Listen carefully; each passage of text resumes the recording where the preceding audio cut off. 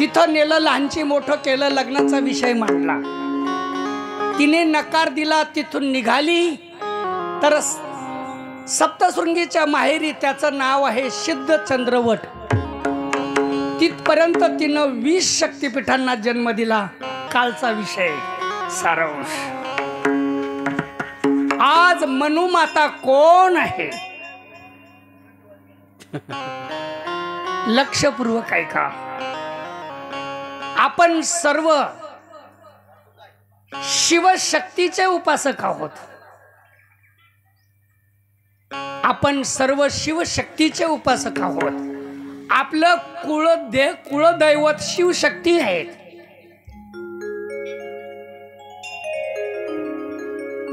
आपलं कुलदैवत शिवशक्ती आहेत. आणि ज्या ठिकाणी शिवपार्वतीनं एक कल्प गौप्यवास केला, आकडा 2 ज्या ठिकाणी चंद्राने तप केलं, आकडा 3 ज्या ठिकाणी वज्रेश्वरीनं जन्म घेतला, आकडा 4 तीच पुन्हा त्या ठिकाणी तपाला आली. तपाला आली असताना महिषाने मला 3 जन्म मिळावे, अयोनी संभव मिळावे हे मागितलं. त्यावेळेस तिने सांगितलं हे होऊ देणार नाही. मी सुद्धा 3 जन्म घेईल, अयोनी संभव जन्म घेईल, फुलातून फळातून आणि जलातून घेईल. आणि तुझं हे तिन्ही लोकातील असुरांचा साम्राज्य, असुरांचा शिरोमणी, हे जे तुझं मनोगत आहे हे मनोगत तुझं पूर्ण होऊ देणार नाही. त्यावेळेस दोघांनी आपापले पण केले आणि त्यामुळे ते वैर निर्माण झालं. आणि मग महिषासुराने पहिल्या अवतारामध्ये विरोध केला. मनसा देवी अवतारामध्ये त्याने मातेचा आदिशक्तीचा छळ केला. उज्जैनीला पुन्हा विरोध केला, लात मारली, पदर ओढला, केस तोडले, लात मारली. त्यावेळेस सांगितलं बस आता पुढील जन्मामध्ये रेडा ऐसा मातलासी वध होईल या रूपाशी. रेड्यासारखा मातला ना, शाप दिला उज्जैनीला हरिसिद्धी अवतारामध्ये. आणि ती इथं तपाला आली हे त्याला अंतर्ज्ञानानं कळालं. सप्तशृंगीच्या माहेरी ती तपाला आली, तप करते हे त्याला कळालं आणि तो आला. कालचा मूळचा विषय डोळ्यासमोर ठेवा. ब्रह्मा विष्णू पराजित झाले. त्यांना पश्चाताप झाला. काशी क्षेत्रात केलेला पुरुषार्थ, त्र्यंबकराज तीर्थामध्ये केलेली आपली चूक, दोन्ही चुका डोळ्यासमोर आणून आणि ब्रह्मा विष्णू तिथं, आणि त्याचा परिणाम एक झाला. ती तपाला बसली असताना महिषा आला आणि तिचं तपभंग करू लागला. तपभंग केला असताना तिने समोर डोळे उघडले, समोर पाहिलं तर महिषा आहेत, रेड्याचं रूप आहे. मी मागे झाडाला पाठ लावून बसलेली आहे आणि आता हा मला एका क्षणामध्ये चिरडून टाकील. तिनं टाव फोडला. ऐका, आपण शिव उपासक आहोत. जगात एकच असं दैवत आहे, एकच असे माता पिता आहेत, हाक मारताच तुमच्या हाकेला धावून येणार, ते म्हणजे भगवान शिव. तिनं टाव फोडला, भोलेनाथा वाचवा. एवढ्यामध्ये शिव पार्वती प्रगट झाले आणि इतके दृश्य पाहिलं. आता धडक मारल्यानंतर किती वेळ लागेल तिला चिरडायला, किती वेळ लागेल तेवढ्या अवकाशामध्ये भोलेनाथ म्हणाले, पार्वती काय बघते, उडव त्याचं शिर. ऐका, वज्रेश्वरीच्या रक्षणार्थ आणि महिषासुराच्या वधार्थ माता पार्वतीनं सप्तशृंगीच्या माहेरी सिद्ध चंद्रवट तीर्थी सिंहारूढ अष्टभुजा अवतार घेतला. अनादि निर्गुण प्रगटली भवानी, निर्गुण प्रगटली भवानी, अनादि निर्गुण प्रगटली भवानी, अनादि निर्गुण प्रगटली भवानी. मोह महिषासुर मर्दना लागुनी, मोह महिषासुर मर्दना लागुनी, मोह महिषासुर मर्दना लागुनी, मोह महिषासुर मर्दना लागुनी. तापाची दरावया झाडवी, भक्ताला तू पावाची निर्वाणी. आईचा जोगवा जोगवा माझेला, आईचा जोगवा जोगवा माझेला, आईचा जोगवा जोगवा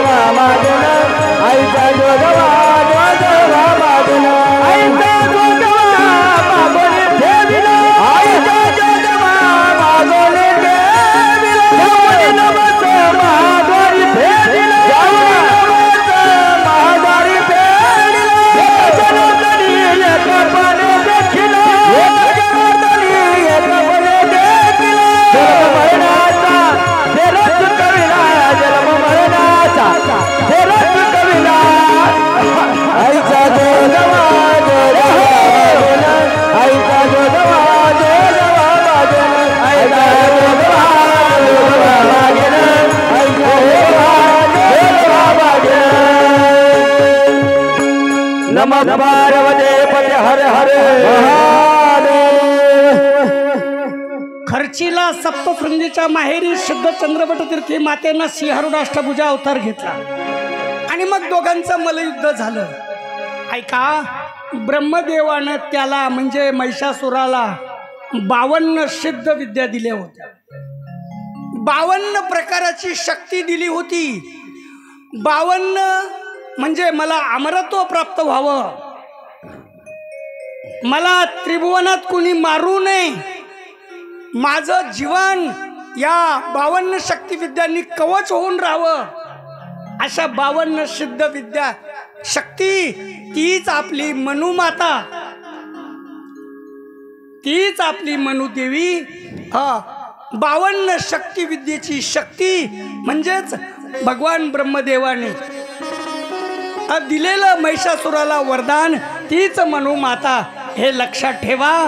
मनुमातेबद्दलचं जे तुम्ही आता ऐकलं असेल आतापर्यंत ते डोक्यातून काढा. मनुमाता कोण आहे तर ब्रह्मदेवाने मागितलेले, ब्रह्मदेवाकडून मिळालेले आणि महिषासुराला 52 असे वरदान, अनेक वरदानांची शुद्ध शक्ती तीच मनुमाता. आलं लक्षात तुमच्या? दोघांचं मल्लयुद्ध सुरू झालं. अनेक प्रकारच्या शक्ती त्याच्यामध्ये असल्यामुळे त्याने माता पार्वतीला उडवलं, जमिनीवर आपटवलं, गोल चक्रीवादळ निर्माण केलं, त्यामध्ये तिला फिरवलं आणि आपटवलं, रिंगणी उडवलं म्हणून रिंगणगाव. पुन्हा ती व्याकुळ झाली, तडफडू लागली, जणू काय एखाद्या सामान्य स्त्रीसारखी लीला करू लागली. तेवढ्यात त्यानं एका झाडाच्या झरोक्यातून तिच्याकडे पाहून हास्य सुरू केलं. त्यावेळेस मातेनं पाहिलं आणि म्हणाल्या, तुला असं वाटलं मी बेशुद्ध पडले? तुला असं वाटलं मी बेशुद्ध पडले? चोरासारखा टक लावून पाहतो आता मी तुझ्याकडे पाहणार तीच चोर टक्की. नंतर दोघांचं मल्लयुद्ध झालं. एक उंच टेकडी आणि तो खाली, जागा विखुरल्या गेली, रण झालं. तिथंच 2 किलोमीटर अंतरावर रिंगणगाव, चौरटक्की आणि विखरण. जागा विखुरल्या गेली, रण झालं ते विखरण. आणि मग माता वर होती, तो खाली होता.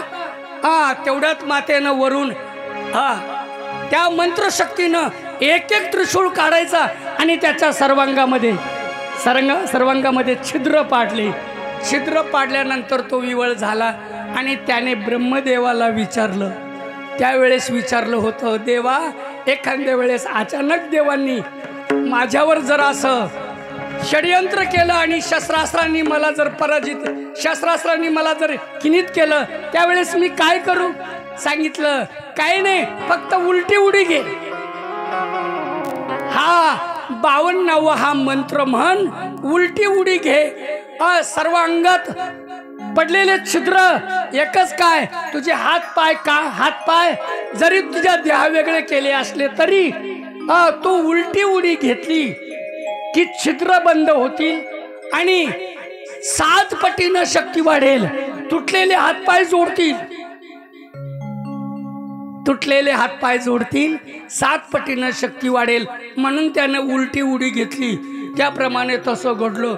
छिद्र पूर्णपणे पहिल्यासारखे झाले आणि 10 पट शक्ती वाढल्यामुळे त्याने वर आकाशामध्ये उड्डाण घेत असताना आणि त्याने आकाशवाणी केली, हे शिवपार्वती, तुम्ही आता दोघंही मला मारू शकत नाही. त्यावेळेस माता पार्वतीनं त्यांच्याकडे पाहिलं. ऐकलंय का तो आकाशवाणीतून काय म्हणतोय? त्यावेळेस भगवान शिव म्हणाले, काळजी करू नको, माझ्या अंगावर 9 नाग आहे, मी 9 नागांना वर पाठवतो आणि 9 नाग त्याचे मागचे पुढचे पाय बांधून टाकील. मागचे पुढचे पाय बांधले की तो खाली पडेल. खाली पडला की त्याचा वध कर. ऐका, खर्चीपासून 4 किलोमीटर अंतरावर नागांनी पाय दुलन केले, ती नागदुली. नंतर तिथं मातेनं आपल्या हातामध्ये असलेले 6 शस्त्र त्याच्या मानेवर टाकायची. त्याने ब्रह्मदेवाकडे माझ्या मानेवर आणि मस्तकावर कवच असावं असा वर मागून घेतला होता. कोणी डोक्यावर पहिलं मरण मान आणि दुसरं मरण शिर, या दोन्ही ठिकाणी कवच असावं म्हणून त्यांनी असं वरदान मागून घेतल्यामुळे परिणाम असा झाला की मातेनं वेगानं 6 शस्त्रांनी त्याच्यावर वार करण्याचा प्रयत्न केला, पण मातेचे ते शस्त्र तुटायचे, उडायचे तुटायचे. ते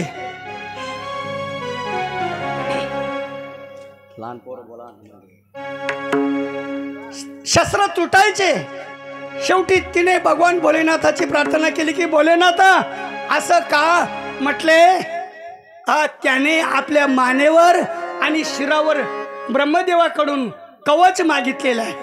ते कवच फक्त हा मंत्र म्हण आणि हे शस्त्र घे, ते कवच वरच उडल्या जाईल आणि दुसरा वार केला की धड आणि शिरा अलग होईल. मातेनं तो मंत्र म्हणून ते शस्त्र मारलं.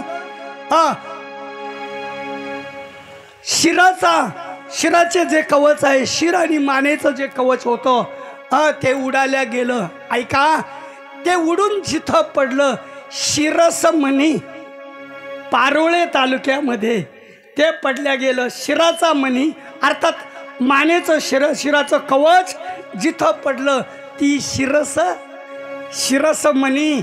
आणि नंतर सांगितल्याप्रमाणे वार केला तर धड आणि शिर अलग झालं. कुठं? महिषाचा वध महिषाचा वध मसावध. धड उडालं जिथं पडलं पारोळे तालुक्यामध्ये मसवा. धड उडालं, आपटला, अंग हलू लागला, थरथर कापू लागला. त्याने जवळजवळ 9 परस असा चहूबाजूनं खड्डाच तयार केला. तुम्ही मसव्याला जाऊन पहा, मोठं विशाल असं खड्ड, आणि तरी पण तो नुसतं धड पण तो म्हणाला तू मला मारणारी कोण. त्यावेळेस त्या ठिकाणी माता प्रगट झाली आणि म्हणाली अजून तुला सांगू का, तू मला मारणारी कोण. नुसतं धड राहिलं, अंग थरथर कापतंय, तर तू मला मारणारी कोण हे विचारतो ना मी. तू काय करतोय, झणझण करतो ना, मग मी ती झणझणी माय तुला आदेश करायला आली. आता क्षणात तुला पेटून देऊ का, तुझी राग करू का. त्याने सांगितलं एकच करा मैया, राग करू नका, मारू नका, फक्त मला वरदान द्या.